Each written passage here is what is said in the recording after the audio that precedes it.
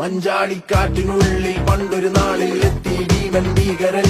തോട്ടോ പൊട്ടും തോക്കിൽ വെന്തേ പാവം എന്താ പ്രാണികൾ. വന്നാലൊരാൾ മായാവിയായി ഡിക്കും ഡിക്കും പൂശിയെ വൻപേരാലിന്റെ കൊമ്പിലായി ഊഞ്ഞാലാക്കിയെ. ഈ ഭൂമി കുലുങ്ങി നടുങ്ങി